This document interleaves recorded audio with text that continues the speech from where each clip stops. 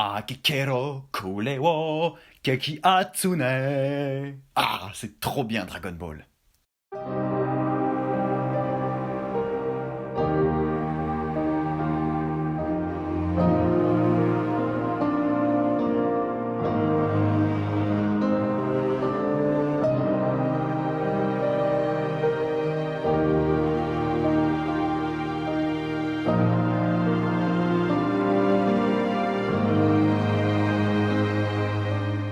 Ah, les mangas, un univers curieux où toutes sortes d'histoires se mélangent tout en ayant des codes dont on ne peut se défaire, car si on décide de s'en émanciper, c'est pour donner quelque chose de surprenant, qui ait un sens, par rapport à ce code.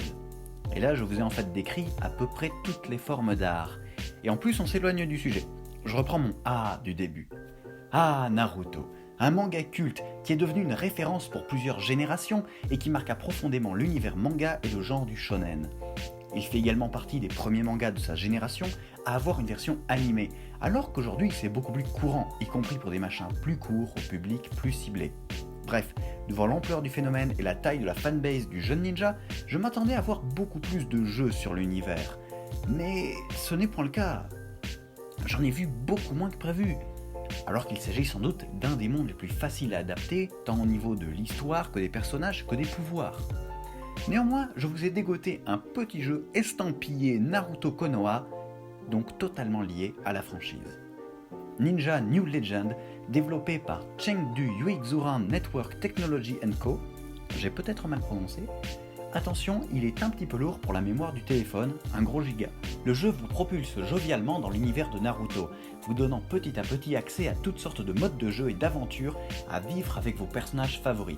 Toutefois, l'objectif sera généralement de tout défoncer, bam, y a tout qui explose, là. C'est quelque chose qui m'a toujours fait rire, en particulier dans l'animé.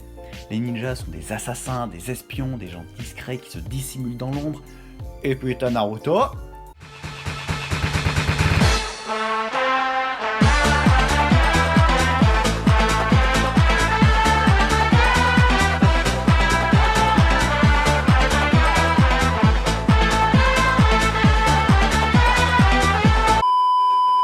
Il y a le scénario, où on tue tout le monde en suivant le déroulé de l'histoire originelle, des entraînements contre les démons à queue, des duels et des combats contre d'autres joueurs, soit toutes sortes de confrontations où de subtiles variations chez l'adversaire nous font réfléchir afin de définir la meilleure stratégie de bataille.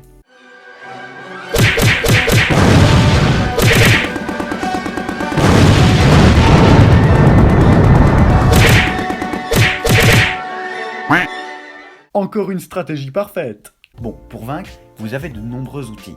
Le premier est évidemment le personnage que vous contrôlez.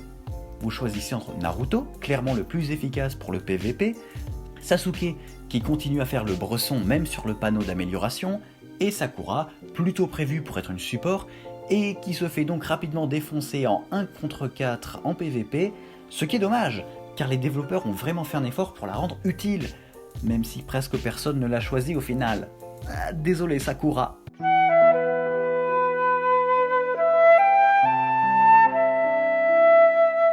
Ensuite, rappelez-vous que dans les shonen, le plus puissant pouvoir, c'est celui de l'amitié.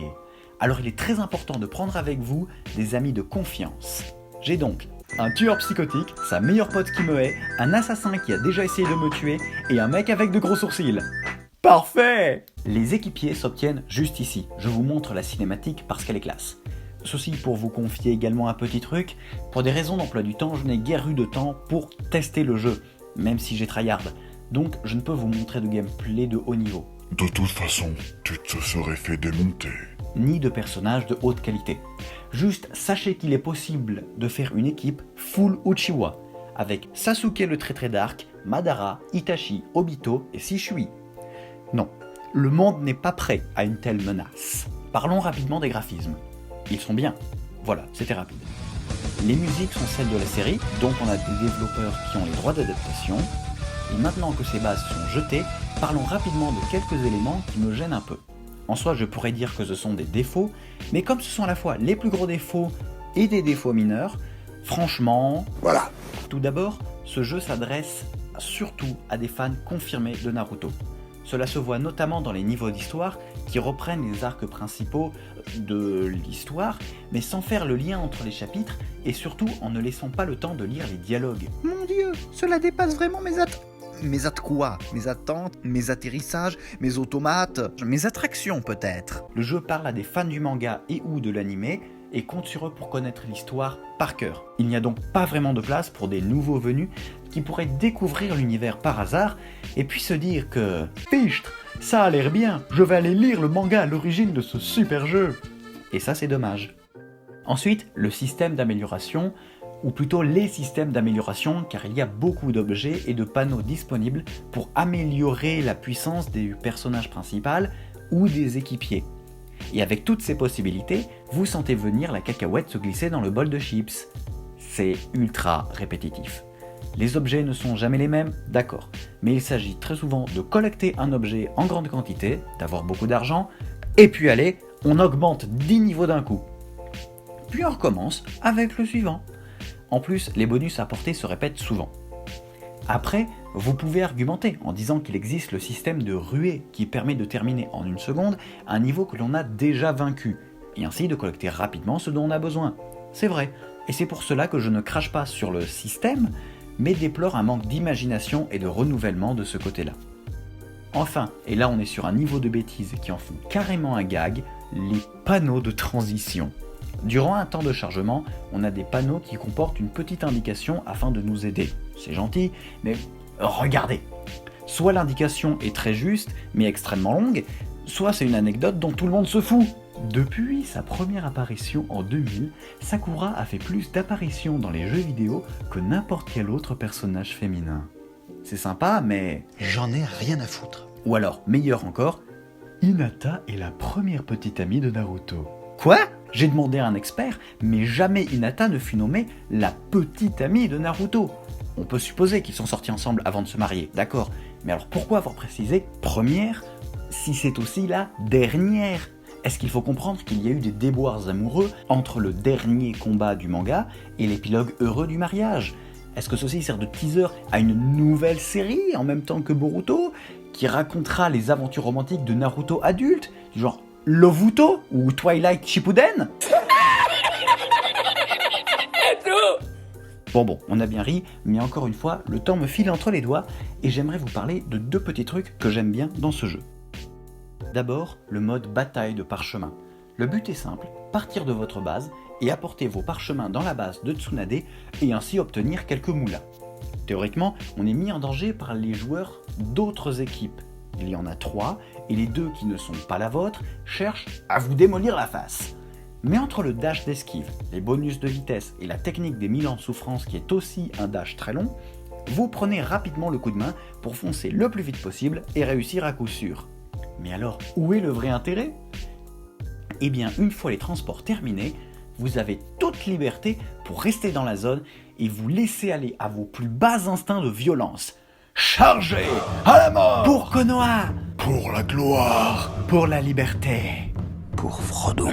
pour l'honneur. Pour Internet, Jostov!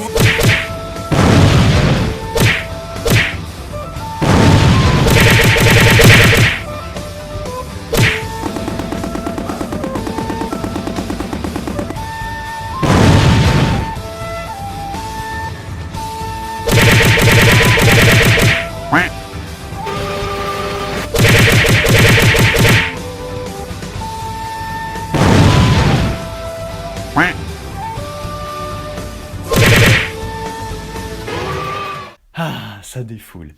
Et je ne remercierai jamais assez League of Legends de m'avoir bien appris comment me battre. Toujours attaquer les plus faibles, voler les kills aux alliés, prenez tous les bonus en ne pensant qu'à votre gueule. Engagez Guignol, qu'est-ce que tu fais quand tu es en difficulté? Chef, je fuis et j'abandonne mes alliés, chef! Parfait!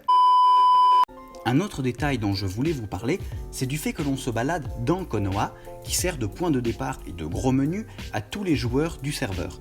Et non seulement on rencontre des gens fantastiques, mec, qu'est-ce que tu fais? Ça va?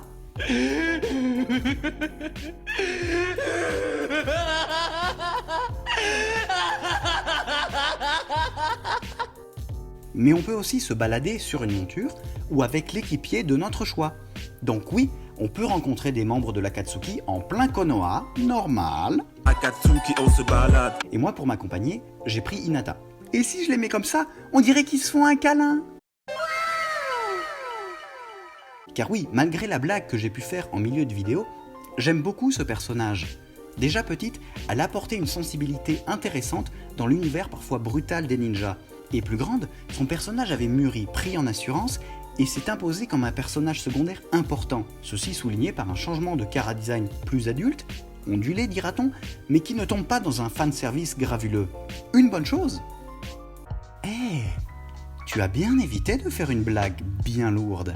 Eh oui, je ne vais pas me faire avoir et laisser la moitié de l'internet me traiter de dégénéré bavant devant des personnages de fiction, alors que je suis moi aussi un personnage imaginaire. Quelques instants plus tard. Très bien Megumine, tu ouvres le 3e canal sans relâcher la tension. Mais puisque je vous dis que c'était un cours. Alors toi aussi tu es tombé pour avoir enseigné la magie à des enfants? Allez viens, on a un banc pour les professeurs comme nous, on se raconte des anecdotes. Oh non, 20 vidéos sans faire de blagues beaufs, et il a fallu que ça craque maintenant. Allez, au plaisir de vous revoir, quelque part dans cet univers, quand je serai sorti d'ici. Datte bayo!